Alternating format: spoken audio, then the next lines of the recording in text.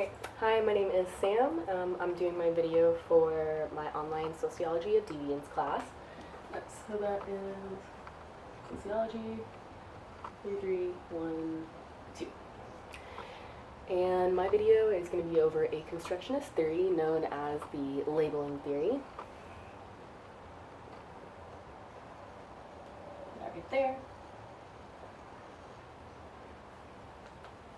And the labeling theory actually comes from a version of symbolic interactionism, which was a widely accepted theory that looked into the sociological theory about general social behavior. But the labeling theory was developed in the 1960s by a group of sociologists. And what it means is constructionist sociologists are not interested in just the deviant person alone. They're interested in the social interaction that happens between the deviant person and a non-deviant person. So just to go over symbolic, this actually means the interaction between deviants and conformists, meaning not what act is deviant, but why the act is deviant.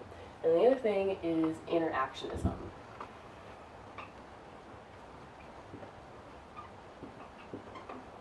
And this is the interaction that goes on between those two types of people, because there has to be a social interaction to happen between these two groups for a labeling to be produced, or a label to be produced. And this gets into like who is the labeler and who is the labelee, as I like to call it. And the labeler, right here, this oftentimes is like police officers, judges. It's pretty safe to say law enforcement. And then who is the one that's getting labeled? Who is the labelee? And this can be almost anyone, as long as it's not to social norms. But more commonly, we're going to say criminals and delinquents, juveniles. Oh, let's spell criminal. Delinquents.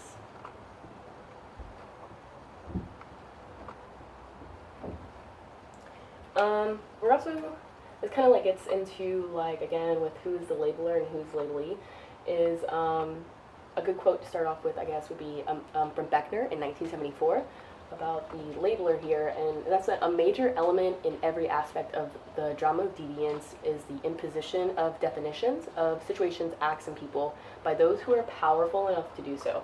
So if you kind of can tell, I mean, these two people right here are powerful. And common with the U.S. with its bad racial history and all, and previous social knowledge of sociology, because of social and cultural injustices, this leaves a margin of people that are technically labeled deviant, whether rightly or wrongly, and it was for a while very wrongly, and this was wrongly done to people that were powerless. So powerless people, people that lived in poverty, and common times this was the black community, and oftentimes the people that were higher in class and richer, that was often the white people. And this is where like a problem with racial problems came into effect with labeling theory. And there are consequences to being to labeling. I mean, if someone accepts that deviant label, as the labeling theory suggests, then that person is more likely to get into deviant acts later on in life. And that actually gets into Tannenbaum and Edwin Lerner, who say there are a first and a second. The first act type of deviant is a primary, and this is early on in age when a child does something wrong and the adult does not approve. It's kind of like an innocent deviant act. The second is a secondary deviant act that's later on in life, and it's a reoccurring theme. And so labeling theorists are actually interested in this transition. Like, the label is produced right here, so they want to know why the label does get produced and why it does affect that person as such. So the critiques of the labeling theory is first that it gives no insight of why primary deviation was labeled as a deviation in the first place. But it doesn't really want to look at that. It wants to, specifically look at like why the label created a secondary deviance. And there's always been back and forth on different reports and statistics about if this actually is true.